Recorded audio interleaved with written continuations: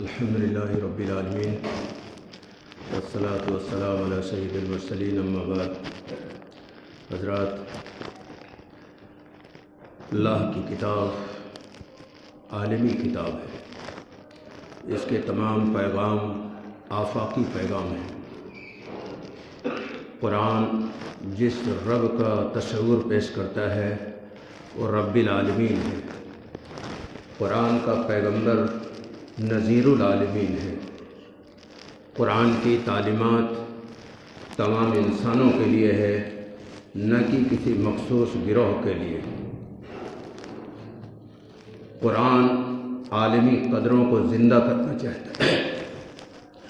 جبھی پیغمبر اسلام صلی اللہ علیہ وسلم نے فرمایا کہ تم ہرگز مومن نہیں ہو سکتے جب تک رحم نہ کرو۔ صحابہ نے کہا، یا رسول اللہ صلی اللہ علیہ وسلم، ہم میں سے ہر آدمی رحم کرتا ہے۔ آپ صلی اللہ علیہ وسلم نے جواب دیا کہ رحم یہ نہیں ہے کہ تم اپنے ساتھیوں کے ساتھ مہربانی کا سلوک کرو، رحم یہ ہے کہ تم دنیا کے تمام انسانوں کے ساتھ اچھا سلوک کرو۔ اس حدیث میں بہت اہم بات فرمایا ہے، جس کی وضاحت میں تھوڑی دیر بعد کروں گا۔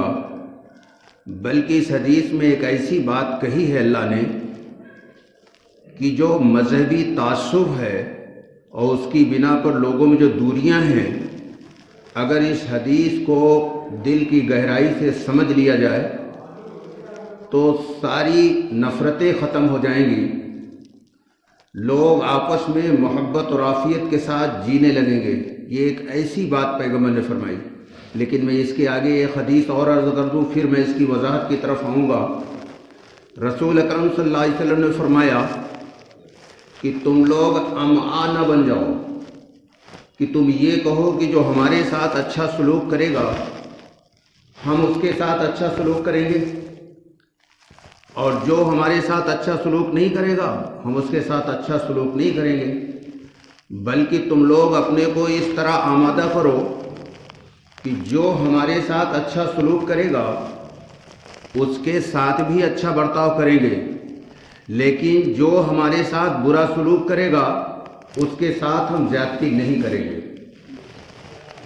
یہ اتنی بلند اور برتر اخلاق کی بات پیغمبر نے فرمایا ہے کہ اگر ملت اس پر جمع ہو جائے تو ساری دوریاں اور ساری نفرتیں اور ساری برائیاں اور سارے جھگڑے سب ختم ہو جائیں گے۔ ہمارا مزاج کیا ہے کہ اگر کوئی آدمی ہم سے مناسبت رکھتا ہے تب تو بڑی گرم جوشی دکھائیں گے ہم ملاقات میں، لیکن اگر وہ مناسبت نہیں رکھتا، چاہے وہ ایمان والا ہی کیوں نہ ہو، تو پھر بڑی مشکل سے اس کے سلام کا تو جواب دے دیتے ہیں، بعض دیتے بھی نہیں۔ یہ اسلام نہیں ہے، بلکہ ایسے آدمی کو کم ظرف کہا جاتا ہے۔ ظرف کی جمع ہے ظروف، یعنی بہت سے برتن۔ کم ظرف چھوٹا برتن، اعلیٰ ظرف بڑا برتن۔ لیکن کم ظرف اور اعلیٰ ظرف جو دینی اصطلاح میں بولا جاتا ہے، اس سے مراد ہے دل کا چھوٹا ہونا، دل کا بڑا ہونا۔ اسی لیے مالک کائنات نے قرآن مقدس میں بڑی عجیب بات فرمایا، وَمَن يُوقَ نَفْسَهُ فَأُولَٰئِكَ هُمُ الْمُفْلِحُونَ۔ جو دل کی تنگی سے بچ گیا وہی کامیاب ہوں گے، وہی فلاح پائیں گے۔ جب لفظ فلاح آوے تو اس میں دنیا کی بھی کامیابی اور آخرت کی بھی ساری کامیابی لفظ فلاح میں چھپی ہوئی ہے۔ تو اللہ نے فرمایا کہ جو دل کی تنگی سے نجات پا گیا وہ فلاح پانے والے ہیں، جس کو میں کم ظرف کہہ رہا تھا۔ جو کم ظرفی سے نجات پا گیا وہ کامیاب ہوں گے، جو اعلیٰ ظرف والے ہوں گے وہ کامیاب ہوں گے۔ اور اعلیٰ ظرف کا عملی نمونہ رحمت عالم صلی اللہ علیہ وسلم سے ہمیں سیکھنا پڑے گا، چونکہ آپ اس زمین پر رول ماڈل بنا کے بھیجے گئے، نمونہ بنا کے بھیجے گئے۔ تو پیغمبر کے بے شمار واقعات میں سے ایک حیرت انگیز، ایمان افروز، سبق آموز واقعہ عرض کرتا ہوں۔ ہجرت سے پہلے جب آپ مکے میں تھے، آپ کعبے کے اندر داخل ہوئے تو عثمان بن طلحہ انہوں نے کعبے کو بند کر دیا۔ پیغمبر نے فرمایا کہ چابی دے دو، کھول دو اس کو، میں تھوڑی سی عبادت کروں گا۔ اس نے چابی نہیں دیا، پیغمبر کو کعبے کے اندر داخل نہیں ہونے دیا، اور اس نے کچھ سخت الفاظ بھی کہے۔ پیغمبر نے فرمایا عثمان، وہ دن کیسا ہوگا کہ جب اس خانہ کعبہ کی چابی میرے ہاتھ میں ہوگی۔ بہت اہم بات پیغمبر نے کہی۔ اس نے کہا ایسا تو ہو نہیں سکتا، اور اگر ایسا ہو گیا تو یہ قریش کی ذلت کا دن ہوگا۔ پیغمبر نے فرمایا وہ قریش کی عزت کا دن ہوگا۔ پیغمبر کو اس نے کعبے میں داخل نہیں ہونے دیا، پیغمبر چلے گئے۔ وہ دن آیا کہ جب مکہ فتح ہو گیا، اللہ کے رسول صلی اللہ علیہ وسلم خانہ کعبہ میں داخل ہوئے، اور وہاں جتنے بت رکھے ہوئے تھے، یعنی مورتیاں رکھی ہوئی تھیں، ان سب کو کعبہ سے ہٹوایا۔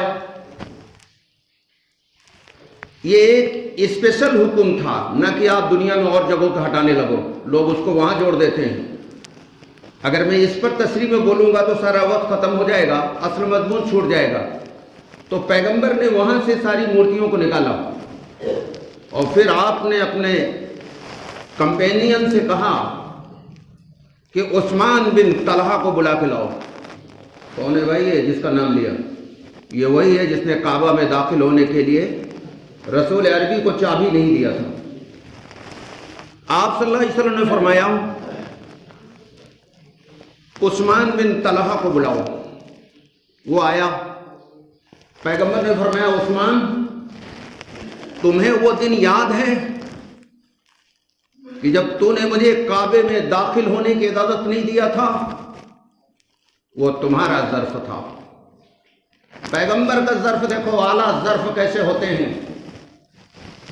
پیغمبر نے فرمایا یہ لو چابی تمہارے حوالے کر رہا ہوں، اور قیامت تک یہ چابی تیرے خاندان میں ہی رہے گی، اور آج تک چابی اسی خاندان میں ہے۔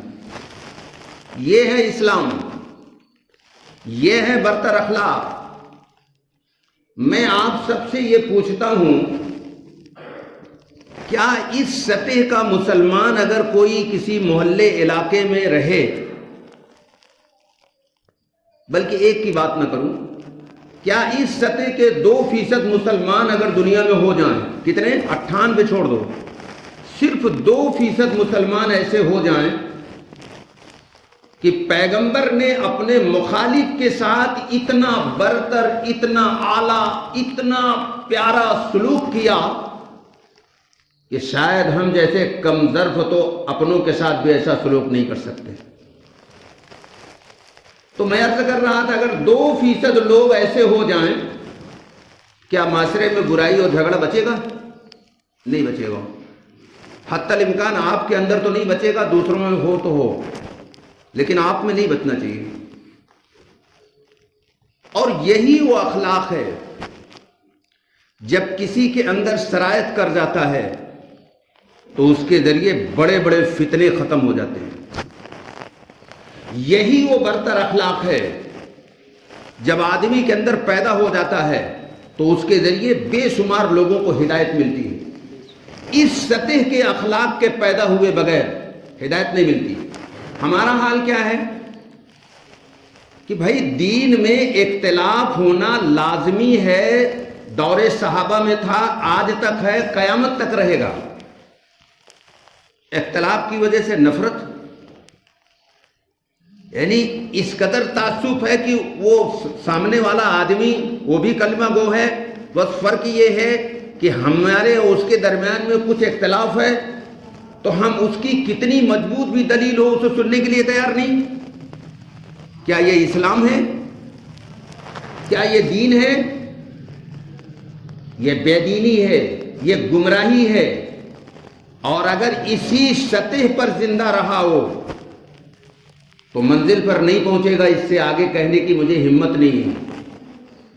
اگر اسی سطح پر وہ مر گیا، پیغمبر کے حدیث اور قرآن دونوں موجود ہیں، لیکن میں اس کی تفصیل میں نہیں جانا چاہتا، وقت میرے پاس بہت کم ہے۔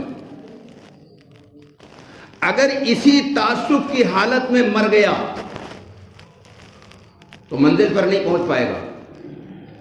کیا بات ہے، مسجد میں ہم بیٹھے ہوئے ہیں، میں مثال دے رہا ہوں، ایک مسلمان بھائی دوسرا آتا ہے جو کسی اور مکتب فکر سے تعلق رکھتا ہے، لیکن ہے تو مسلمان، ہے تو کلمہ گو، تو کیوں نہیں ہم اس سے محبت سے پیش آتے؟ کیوں نہیں ہم گرم جوشی سے اس سے مصافحہ کرتے؟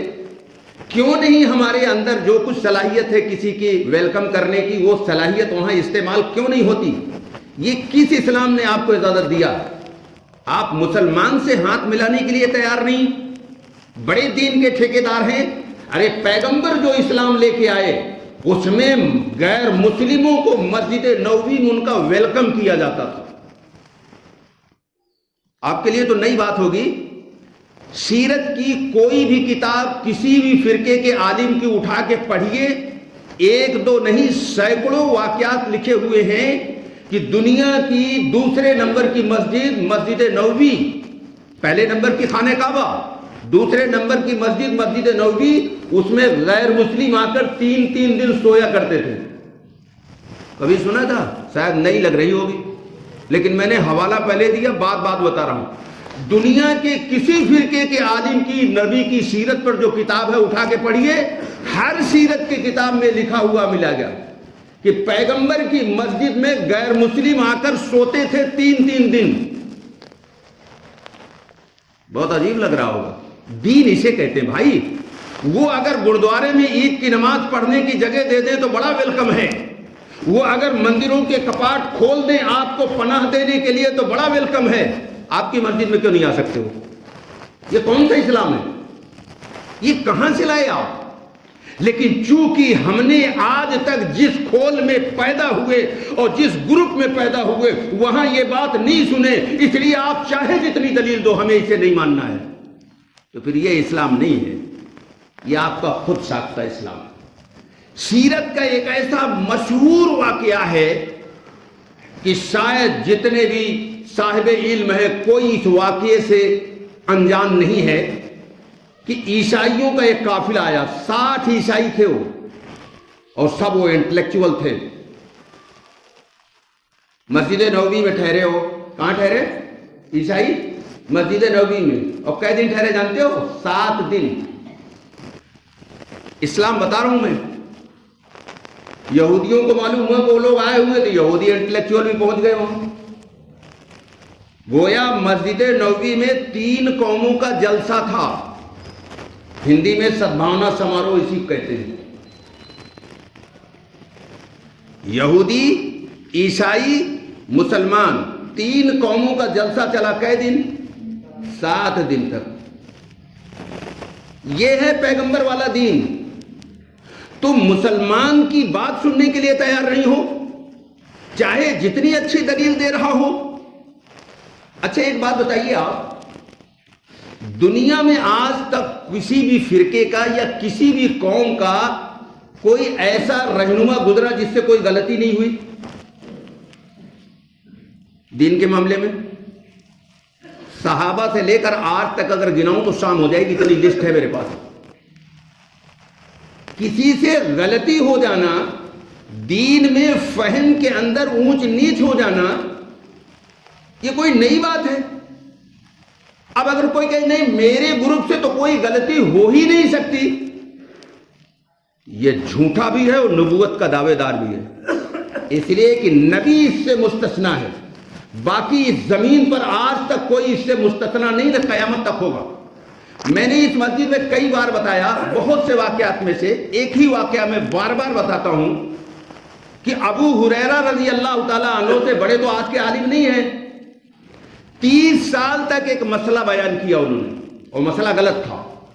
جب ماں عائشہ کے پاس وہ مسئلہ مروان جو گورنر تھا وہاں کا مدینے کو پیش کیا تھا، عائشہ نے کہا یہ غلط مسئلہ ابو ہریرہ بیان کرتے ہیں۔ ابو ہریرہ کو معلوم ہوا تو انہوں نے توبہ کر لیا۔ میں نے ایک بتایا، حضرت عمر جیسے ذلیل القدر صحابی رسول جن کی تائید میں 22 مقام پر قرآن نازل ہوا، اتنا عظیم صحابی، ان سے بھی بہت جگہ گڑبڑی ہو گئی، لیکن جیسے معلوم ہوا فوراً رجوع کر لیا۔ ایک واقعہ تو اتنا مشہور ہے جس کو ان پڑھ لوگ جانتے ہیں کہ پیغمبر کے وصال کے وقت جب قرآن کی آیت آئی تو عمر پر اتنا اثر ہوا کہ گر پڑے۔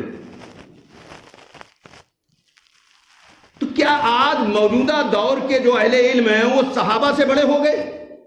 ان سے غلطی سرزد ہو سکتی ہے، آپ کے علماء سے نہیں ہو سکتی۔ اور ایک ذہن یہ بنا لیا کہ ہمارا گروپ جو جانتا ہے وہ بالکل صحیح ہے، وہاں کوئی غلطی کا چانس نہیں، اور دوسرے گروپ کے اندر سب غلط ہے۔ یہ آپ دنیا میں کسی بھی انصاف پسند انسان کے پاس جا کے پوچھو گے، چاہے وہ یہودی ہو، عیسائی ہو، مجوسی ہو، پارسی ہو، مسلم ہو، کسی سے پوچھو گے تو کہے گا 100% جھوٹ ہے۔ میں نے تو پوری زندگی جب ریسرچ میں لگائی تو مجھے ہر فرقے کے اندر ہیرے اور موتی نظر آئے، چاہے وہ اعلیٰ حضرت کا فرقہ ہو، چاہے وہ اشرف علی تھانوی کا فرقہ ہو، چاہے وہ مختار ندوی اہل حدیث کا فرقہ ہو، یا بہت سارے ہمارے شیعہ فرقے میں ہم نے عجیب موتی پائے۔ ہر فرقے کے اندر خوبیاں موجود ہیں، اور سب میرے بھائی ہیں، سب کلمہ گو ہیں، سب کو گلے سے لگانے کی ضرورت ہے۔ یہی وہ اسلام ہے جس کو پیغمبر نے پیش کیا۔ اب رہا سوال کمیاں، تو میں چیلنج دیتا ہوں اور قیامت تک کا ٹائم دیتا ہوں آپ لوگوں کو کہ آپ کے جو بڑے ہیں ان سے آپ یہ پوچھ لیجئے کہ دنیا کو کون سا فرقہ ہے جس کے یہاں 100% سب قرآن کے مطابق ہے، کچھ قرآن کے خلاف نہیں ہے۔ ایک بتا دیجئے، میں تقریر کرنا بند کر دوں گا اس دن سے۔ ایک بتا دیجئے کہ دنیا کو کون سا فرقہ ہے جس کے یہاں 100% ایکوریٹ قرآن کے مطابق ہے۔ یار بشر ہیں، انسان ہیں، کمی بیشی ہوتی ہے۔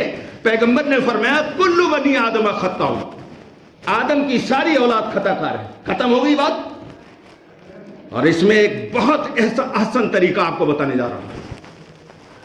ہر فرقے میں مخلص ہیں۔ مخلص جانتے ہو؟ یعنی وہ خالص اللہ کے لیے جو کچھ کرتے ہیں کرتے ہیں، ان کو جو معلوم ہے۔ اچھا حدیث میں آتا ہے جتنا علم ہے اسی کے اعتبار سے آپ کا اللہ کے ہاں فیصلہ ہوگا۔ بھئی اس کو بیچارے کو کچھ پتہ نہیں تھا، لوگوں نے جو بتایا تھا اس میں یہ مخلص تھا، یہ کبھی بد اخلاقی نہیں کیا، دوسرے گروہ کے لوگوں کو گالی نہیں بکا، ان پر بہتان نہیں لگایا، ان کی غیبت نہیں کیا، جتنا جانتا تھا اس پر عمل کرتا تھا، وہ چاہے جس فرقے کو ہو۔ تو کیا خیال ہے وہ جنت میں نہیں جائے گا؟ ذرا سوچئے گا، یہ جو بات میں کہہ رہا ہوں یہ ذرا سوچئے گا، تنہائی میں رات کو لیٹئے گا تو سوچئے گا۔ اگر وہ آدمی مخلص ہے اور بد اخلاقی نہیں کیا، یعنی غیبت کرنا، بہتان لگانا، نفرت کرنا، دوسرے سے ملنا نہیں، یہ بد اخلاقی ہے، اگر یہ وہ نہیں کرتا، ان سب سے وہ بچتا ہے، تو چاہے جس فرقے میں ہے وہ مخلص ہے، جنت میں جانے سے اس کو کوئی روک نہیں پائے گا۔ بہت عجیب بات کہہ رہا ہوں اور بہت تحقیق کے ساتھ کہہ رہا ہوں، بہت وثوق کے ساتھ کہہ رہا ہوں، قرآن کی آیات کی روشنی میں بول رہا ہوں۔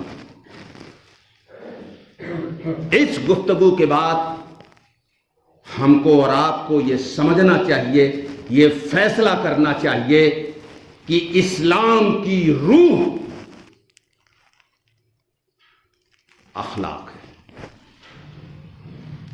میں اس پر پریزنٹ ٹائم کا حیرت انگیز ایک واقعہ بتاتا ہوں آپ کو۔ یہ پوری گفتگو اخلاق پر ہو رہی ہے، کم ظرف اعلیٰ ظرف کی وضاحت میں پوری بات ہو رہی ہے۔ وَمَن يُوقَ نَفْسِهُ فَأُولَٰئِكَ هُمُ الْمُفْلِحُونَ کی تصریح میں یہ بات بول رہا ہوں۔ اس آیت کا مطلب میں نے شروع بتایا، پھر بتا رہا ہوں چونکہ لوگ بعد میں آئے ہیں۔ جو اپنی دل کی تنگی سے نجات پا گیا وہی کامیاب ہوگا۔ جو بد اخلاق ہے اس سے بڑا دل کا تنگ اس زمین پر کوئی نہیں۔ اس کے لیے کوئی گنجائش اللہ کے یہاں نہیں ہے، اس کی ساری عبادت اس کے منہ پر پھینک دی جائے گی۔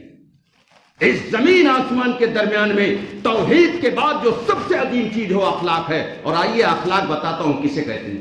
اس لیے میرا مزاج ایک زمانے سے ہے کہ مسجد میں اگر کوئی ایک گروپ کے لوگ بیٹھے ہوں، کوئی دوسرے گروپ کا آدمی آ گیا تو میں سب کو چھوڑ کر اس سے مصافحہ اور معانقہ کرتا ہوں۔ بیان میں نہیں، بیان میں تو مجبوری یہ نہیں جا سکتا، میں اس سے مصافحہ اور معانقہ کرتا ہوں، اور اگر وقت ہوتا ہے تو میں اس کی مہمان نوازی بھی کرتا ہوں۔ یہ اسلام ہے بھائی۔ آئیے اس پر ایک حیرت انگیز واقعہ آپ کو بتاتا ہوں۔ سر سید کا نام تو انٹلیکچوئل سبھی جانتے ہیں، ان کی بہت ساری چیزوں سے اختلاف ہے، ہمیں بھی لوگوں کو بھی۔ اختلاف کے معنی یہ نہیں ہے کہ آپ ان سے نفرت کرو، نفرت حرام ہے۔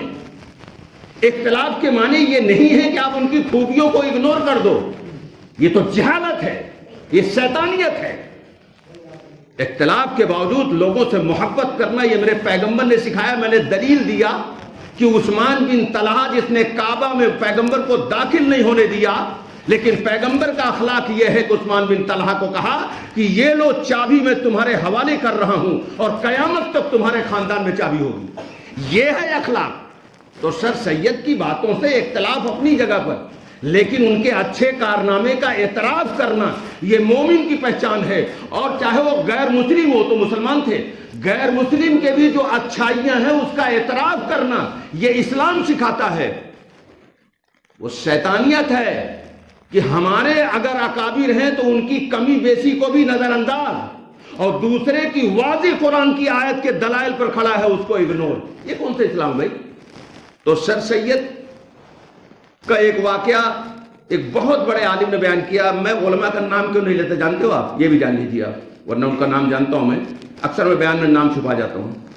وجہ یہ ہے کہ اگر کوئی ہمارا ایسا بھائی بیٹھا ہے مجمع میں جو اس عالم سے اس کے دل میں قدورت ہے، تو میں یہ بھی نہیں چاہتا کہ میرے بیان سے اس کو قدورت پہنچے، اس لیے میں بغیر نام لیے بتاتا ہوں۔